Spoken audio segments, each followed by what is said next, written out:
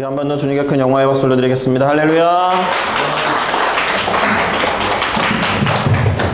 네, 우리의 기도와 찬양을 받아주신 하나님께 감사를 드립니다. 그리고 7월의 넷째 주 우리 싱가포르 순복음교회 주일 예배에 오신 성도 여러분을 주님의 이름으로 환영하고 축복합니다. 우리 좌우에 계신 분들 그리고 가까이 계신 분들에게 인사해 보도록 하겠습니다. 오늘도 참 좋은 날입니다. 주님의 이름으로 축복합니다. 예수님 안에서 좋은 일이 일어납니다. 네, 고맙고 감사합니다. 자, 모여서 우리가 찬양도 불렀고 또 우리의 마음을 들여서 기도도 했으니 이제 성경을 통해서 하나님의 말씀을 살펴보도록 하겠습니다. 오늘 우리가 함께 읽을 말씀은 시편 27편 4절이 되겠습니다. 시편 27편 4절을 보이는 대로 함께 다 같이 읽어봤으면 좋겠습니다. 준비 시작. 내가 여호와께 바라는 한 가지 일 그것을 구하리니 곧 내가 내 평생에 여호와의 집에 살면서 여호와의 아름다움을 바라보며 그의 성전에서 사모하는 그것이라. 아멘. 자, 저는 지금 함께 읽은 시편 27편 4절을 가지고 다윗의 소원은 하나님의 소원이었다라는 제목으로 함께 말씀을 살펴보고 그 안에서 깨달은 것을 우리의 삶과 신앙에 적용해 보려고 합니다. 제목을 다 같이 한번 따라 읽었으면 좋겠습니다. 다윗의 소원은 하나님의 소원이었다. 다윗의 소원은 하나님의 소원이었다. 아멘. 자, 우리 교회는 7월 한 달을 인내와 소망이라는 주제로 예배하며 말씀을 공부해 오고 있습니다. 그런데 오늘 이 주제로 드리는 거의 마지막 예배가 될 것 같습니다. 물론 7월은 한 주가 더 있어요. 5째 주까지 있는데 이따가 광고 시간에 말씀을 드리겠지만 다음 주 7월 마지막 주일에는 유초등부의 날로 정해서 조금 다른 형식의 예배를 드릴 것이기 때문에 그렇습니다. 그러니 그렇게 아시고 또 다른 의미에서 기대감을 가지고 다음 주 주일 예배를 기다려주시면 좋을 거라고 생각합니다. 자, 오늘은 제목에서 말씀드렸듯이 다윗의 소망과 인내에 대해서 살펴보려고 합니다. 우선 우리가 잘 알고 있듯이 다윗은 이스라엘의 두 번째 왕이었습니다. 초대 왕이었던 사울의 뒤를 이어서 하나님의 선택을 받아서 이스라엘의 두 번째 왕, 이스라엘을 다스리는 왕이 된 것이죠. 그런데 말입니다. 왕이 되는 것은 다윗의 소망과 소원이 아니었다라는 거예요.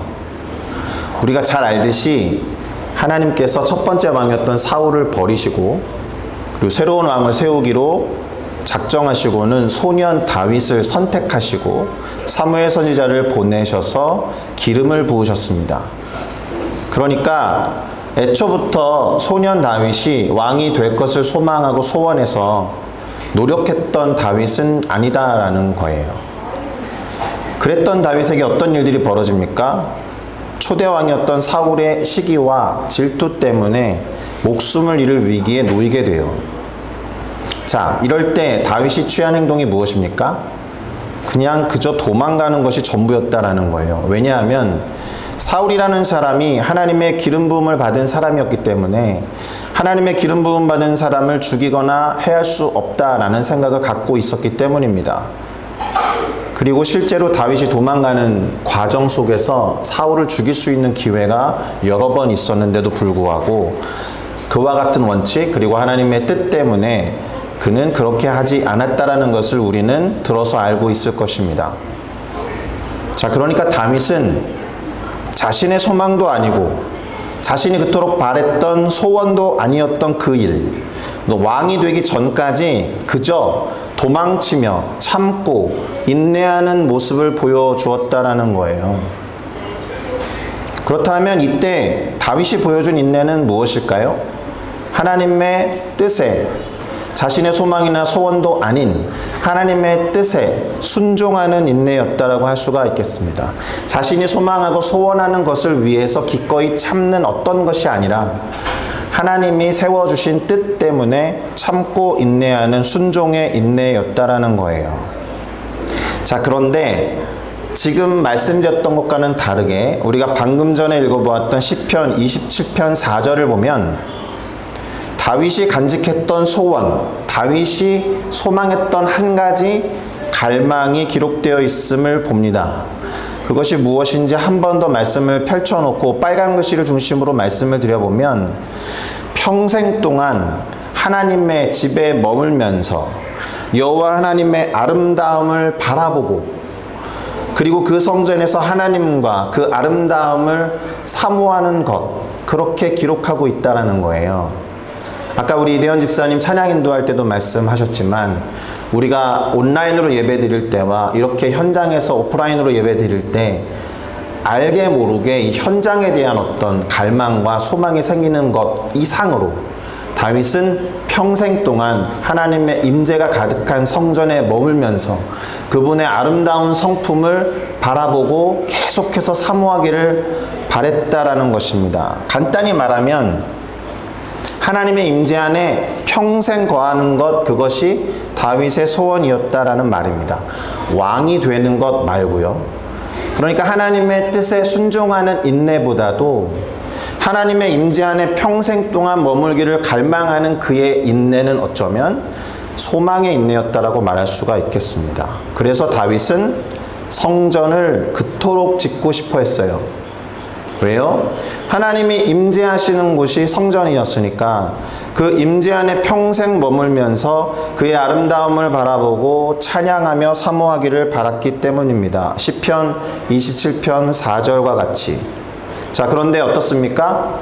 다윗의 소원, 곧 성전을 짓는 것이 다윗에게 허락되지 않았어요. 짓지 못했습니다. 하나님이 그의 소원을 들어주지 않으신 거예요. 그의 아들, 그러니까 솔로몬의 때에 하나님의 성전을 짓게 하십니다. 자, 다윗의 소망, 그리고 그가 그렇게 바랐던 소원은 일종의 좌절을 맛본 거라고 보셔도 틀림이 없습니다. 자, 그럼 우리가 잠시 생각을 좀 해볼 필요가 있겠죠. 왕이 되는 것은 다윗의 소원이 아니었다. 그런데 왕이 되었죠. 하나님의 뜻이었기 때문입니다. 성전을 짓는 것은 다윗의 소원이었습니다. 그런데 성전을 지을 수 없었죠. 왜요? 하나님이 원치 않았기 때문입니다. 그러니까 이것을 또 간단하게 이렇게 말해볼 수 있습니다. 다윗의 인생에서 하나님의 뜻과 다윗의 뜻이 맞서는 상황이 제법 벌어지고 있다는 거예요. 우리의 삶에도 마찬가지죠. 우리가 바라고 소망하는 것이 있는데 하나님이 원치 않는 것 같을 때가 있어요. 그래서 이것이 하나님의 뜻인지 아니면 하나님의 뜻인데 좀 시간을 기다려야 하는 것인지 아니면 좀체 하나님의 뜻이 아닌지 그것을 알아갈 때까지도 기다려야 하는 것이고 하나님의 뜻이어도 기다려야 하는 상황이 종종 있는 것과 마찬가지로 다윗의 인생에서 하나님의 뜻과 자신의 뜻이 상충하고 맞서는 상황이 우리와 같이 벌어졌다는 것입니다. 그렇다면 다윗과 우리를 좀 비교할 필요가 있겠죠. 다윗이 그렇게 하나님의 소망과 자신의 소망이 맞서는 상황일 때 또는 하나님의 소망과 자신의 소망이 맞아떨어지는 상황일 때 그 두 가지 경우에 그는 과연 다르게 행동했던 것일까? 그렇지 않다라는 거예요. 그는 매우 일관적인 모습을 보여줍니다. 무슨 말이냐 하면 다윗은 왕이 되는 것이 자신의 소원이 아니었음에도 불구하고 자신을 왕으로 선택하신 하나님의 뜻에 순종해서 사울을 피해서 도망다니고 인내하고 오래 참는 모습을 보여주었다라는 거예요. 그런데 정작 자신이 그토록 원하는 소원과 소망에 대해서는 하나님이 들어주시지 않으셨는데 그는 비록 자신의 때에 하나님의 성전을 짓는 것이 이루어지지 못한다라고 하여도 자신의 아들 솔로몬이 성전을 잘 지을 수 있도록 만반의 준비를 다 했다라는 것입니다. 할렐루야. 좋은 재료들을 준비해서 차곡차곡 쌓아두었어요. 자신의 소원이 이루어질 수 없다라는 것을 알고 있었음에도 불구하고 그 어디에도 다윗의 실망과 좌절이나 불평과 원망이 기록되어 있지 않습니다. 적어도 성전을 짓지 못한 것에 대해서만큼은 오히려 솔로몬이 그것을 잘 이룰 수 있도록 돕고 준비하는 매우 성숙한 모습을 보여주고 있다는 것입니다. 이건 역시도 자신의 뜻이 아니었던 왕이 될 때까지 참고 인내한 것과 마찬가지로 하나님의 뜻에 순종하는 다윗의 일관적인 모습이다라는 것이니까 또 다른 의미에서 이 인내, 이 노력도 순종의 인내와 순종의 몸부림이었다라고 볼 수 있겠습니다. 자, 그런 면에서 우리는 다음과 같은 생각을 할 필요가 있어요. 인내의 이유는 반드시 소망이어야 하지만 우리는 그 소망이 하나님의 것인지를 반드시 확인해야 한다는 것입니다. 그럴 때에만 다윗과 같이 순종의 인내를 할 수 있을 테니까 말입니다. 자, 그런데 다윗이 인내의 순종을 할 수 있었다라는 것은 그의 소망이 하나님의 소원, 그것과 일치했기 때문이에요. 자신의 소원이나 소망보다도 하나님의 뜻과 그 소망에 자신의 소원과 소망을 맞추는 작업을 했다라는 것입니다. 그러니 우리는 다윗이 가졌던 소망과 소원이 하나님이 가지셨던 소망이나 소원과 어떤 관련이 있는지를 살펴볼 필요가 있겠습니다. 사실 결론부터 말씀드리면 다윗의 소망은 하나님이 바라셨던 것과 일치합니다. 정확하게. 이 말은 다윗의 소망이 하나님의 소망이었다라는 뜻이에요. 다윗이 그토록 하나님과 평생 머물면서 그분의 아름다움을 보며 사모하고 싶어 했듯이 하나님도 우리 인간들과 함께 영원토록 머물고 싶어 하셨다라는 것입니다. 처음 들어보시는 이야기일까요? 자, 그러니 오늘의 설교는 이제 초점이 다윗의 소망과 소원에 있는 것이 아니라 하나님의 소원과 소망으로 옮겨져야 할 것입니다. 자, 우리가 누군가의 소원이나 소망이 무엇인지를 어떻게 알 수 있습니까? 어떨 때, 그 사람이 그것을 그토록 원하고 정말로 좋아했구나라는 것을 깨닫게 되죠. 그 무언가를 위해서 그 사람이 아끼는 것이 없을 때 그렇겠죠. 그것을 위해서 저 사람은 아무것도 아끼지 않는구나. 그러면 그것이야말로 그 사람이 진정으로 원하는 것이구나. 이렇게 알 수 있잖아요. 그러니까 기꺼이 무엇이든 무언가를 희생할 때 그걸 정말로 원하는 것이구나 라는 것을 우리는 알 수 있다. 다윗이 하나님의 성전을 짓기 위해서 그걸 정말 짓고 싶어 했구나라고 우리가 느낄 수 있었던 이유가 무엇입니까? 자신의 소원이나 소망이 아님에도 불구하고 아들 솔로몬이 그 성전을 잘 지을 수 있도록 기꺼이 모든 것을 아낌없이 준비했다는 점에서 그것을 확인할 수 있는 거예요. 자신의 소원이 좌절됐음에도 불구하고. 그러니 하나님의 소원이 무엇인지를 알려면 하나님이 우리와 얼마나 함께하기를 원하셔서 무엇까지도 하셨는지를 살펴보면 알게 되겠죠. 그분에게 가장 소중한 것을 기꺼이 희생할 때까지 무엇을 하셨는지 그것을 바라보면 하나님의 소망과 소원이 그것이었구나 라는 것을 우리는 알 수 있을 거다라는 거예요. 바로 예수 그리스도를 통해서 우리는 하나님의 소원과 소망이 무엇인지를 알 수 있는 것입니다. 하나님이 예수 그리스도를 내어주시면서까지 얻고자 하셨던 무언가가 있다라는 것을 알면 우리는 그것이 하나님이 그토록 원하셨던 소원과 소망이었구나라는 것을 알게 될 것이니까요. 자, 로마서 4장 25절을 제가 읽어드리도록 하겠습니다. 예수는 우리가 범죄한 것 때문에 내어줌이 되고 또한 우리를 의롭다 하시기 위하여 살아나셨느니라. 할렐루야.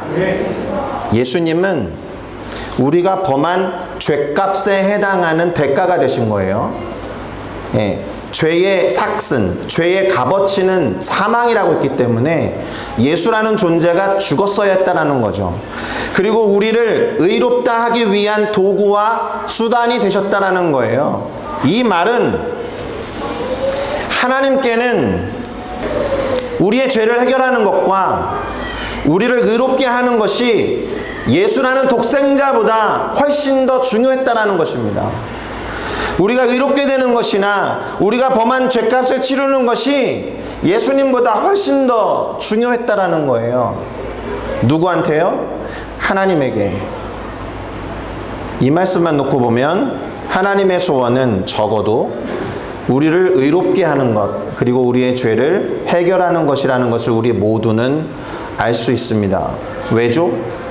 왜 하나님께서는 우리의 죄를 그토록 해결하기를 원하셨고, 왜 하나님께서는 그토록 우리를 의롭게 하는 것을 원하셨을까? 다시 말해서 왜 우리는 하나님에게 죄 없는 상태가 되어야만 했는가? 소위 왜 우리는 하나님 앞에 거룩한 존재가 되어야만 했는가? 그분의 아낌없는 독생자를 포기하면서까지 하나님이 거룩하시기 때문에 그래요. 베드로전서 1장 15절부터 16절을 한번 보겠습니다. 같이 읽을까요? 시작. 오직 너희를 부르신 거룩한 이처럼 너희도 모든 행실에 거룩한 자가 되라. 기록되었으되 내가 거룩하니 너희도 거룩할지어다 하셨느니라. 아멘.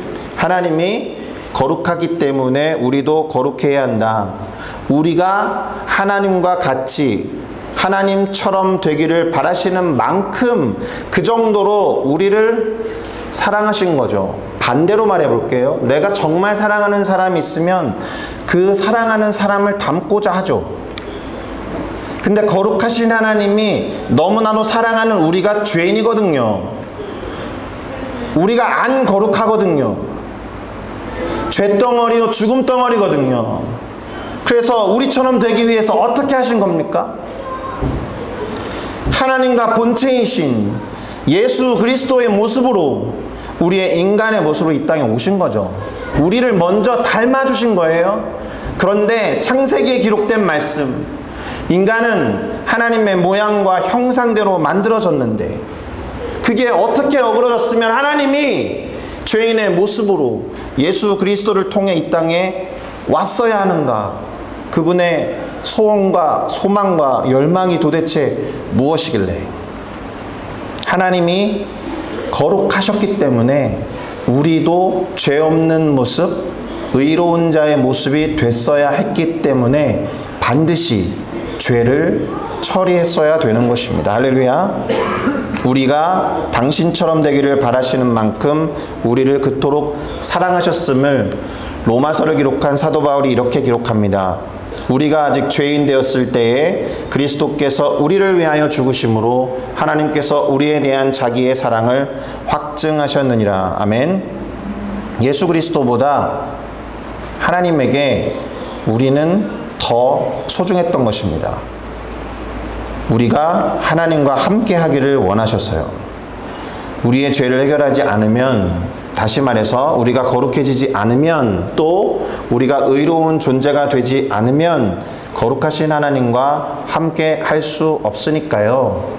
거룩하신 하나님이 우리와 함께 하기를 원하셔서 우리를 그렇게 바꾸셨다라는 것입니다. 따라서 예수님은 하나님 아버지의 소원을 이루기 위해 이 땅에 오신 것이고, 아버지 하나님의 소망을 이루기 위해서 기꺼이 죽으신 것입니다. 그래서 예수님의 이름이 임마누엘인 거예요. 뜻은 하나님이 우리와 함께 계시다. 이것보다 하나님에게 필요한 어떤 것도 없었던 것입니다.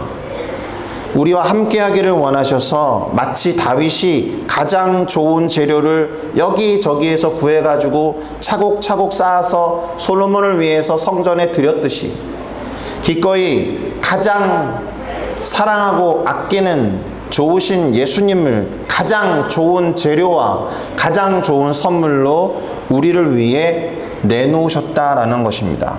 할렐루야. 그렇게 예수님의 희생으로 인해서 우리 안에 하나님이 거하실 수 있게 된 것입니다. 어떻게요? 성령의 내주하심, indwelling Holy Spirit이라는 표현을 씁니다. 다시 말하면 우리가 성령이 거하시는 성전이 된 것입니다. 하나님이 거하시는 성전이요. 다윗은 하나님의 성전을 지어서 자신이 그 안에 영원히 머물면서 하나님의 아름다움을 보고자 했지만 하나님은 우리와 함께 하기를 원하셔서 우리를 거룩하게 하시고 우리를 성전으로 삼으셔서 친히 우리 안에 거하기로 하신 것입니다. 이 사실을 고린도전서 3장 16절이 기록합니다. 같이 읽겠습니다. 시작. 너희는 너희가 하나님의 성전인 것과 하나님의 성령이 너희 안에 계시는 것을 알지 못하느냐? 이렇게 묻고 있는 거죠. 왜 묻고 있습니까? 대부분 모르니까요.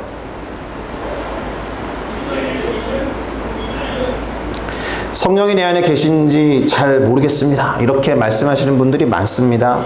그런데 성령이 아니면 우리가 예수를 주라 시인할 수 없다라고 말씀하셨기 때문에 예수를 주라고 시인하고 믿는 여러분들 안에 성령께서 내주하고 계시는 것을 의심하시면 예수까지 내어주시면서 죽기까지 복종하게 계신 하나님께서 얼마나 가슴 아파하실까라는 생각을 하셔야 될 것 같습니다. 그러니 성령 곧 하나님의 영이 우리 안에 거하시는 것은 하나님께서 가장 아끼고 가장 최선의 것이었던 예수 그리스도를 우리의 죗값으로 내어주실 정도로 그렇게나 원하셨던 열망과 소망과 소원의 성취였던 것입니다. 할렐루야.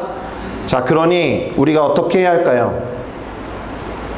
우리 안에 거하시는 성령을 통해서 하나님과 깊은 교제와 사귐을 나누셔야죠. 그토록 원하시던 하나님의 소원과 소망을 누리셔야죠. 내 안에 계신 성령과 친하게 지내셔야 한다는 말입니다. 성령과의 깊은 교제는 그래서 하나님의 원하시는 소망, 하나님의 소원을 우리의 삶에 이루는 의미가 있습니다. 자, 이제 정리를 하겠습니다.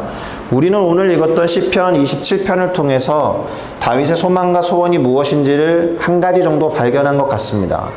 바로 하나님이 거하시는 성전을 짓고 그의 평생에 하나님의 아름다움을 사모하고 바라보며 누리고 찬양하고 싶었던 것이었어요. 그러나 하나님은 다윗으로 하여금 그 성전을 짓지 못하게 하셨습니다. 이는 다윗이 자신의 소원과 소망이 이루어지지 않을 것을 알았다라는 뜻이에요. 그런데 다윗은 그것에 대해서 어떻게 반응했습니까? 말씀드렸듯이 아들 솔로몬이 성전을 잘 지을 수 있도록 준비하기 시작했어요. 소망이 자신의 때에 이루어지지 않을 거다라는 것을 알면서도 자신의 소망이 이루어지는 것이 자기 아들의 때일 거라는 것을 알면서도 그것을 누리는 즐거움도 심지어 자신의 것이 아니라는 것을 알면서도 그는 성전을 위해 최선을 다해 준비했다라는 것입니다. 자, 다윗의 이 소망과 이 인내를 우리는 어떻게 봐야 할까요? 또 다른 의미에서 그리 아니하실지라도 라고 고백했던 구약시대 다니엘의 세 친구들과 같은 믿음의 고백이 아닐까 하는 생각을 합니다. 그리 아니하실지라도 비록 내 소망과 내 소원이 이루어지지 않는다 할지라도 나는 그때까지 참고 인내하면서 소망하고 소원하는 그것을 위해 준비하겠다라는 그런 믿음이 우리 안에 있어야 될 줄로 믿습니다. 자, 그런데 다윗의 이 소망을 통해 하나님이 가장 원하셨던 소원과 소망이 무엇인지를 다시 봤다라고 말씀드렸죠. 그래서 제목이 다윗의 소원을 통해서 하나님의 소원을 보다.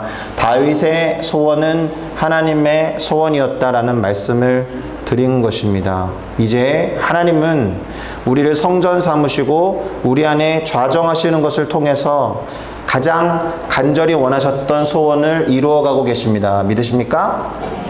다시 말해서 하나님의 소망은 우리가 하나님과 함께 거하는 것에 있다라는 것이고 우리 안에 계시는 하나님, 곧 내주하시는 성령을 통해서 언제나 교제하고 친밀하게 살아가기를 바라신다라는 것입니다. 결론적으로 날마다 성령과 교제함으로써 내 안에 계시는 성령을 알아차리고 의식하시면서 함께 하시는 하나님의 소원과 소망을 우리의 삶에 이루어가는 우리 싱가포르 순복음교회 모든 성도님들 되시기를 예수님의 이름으로 축복합니다. 아멘. 기도하겠습니다.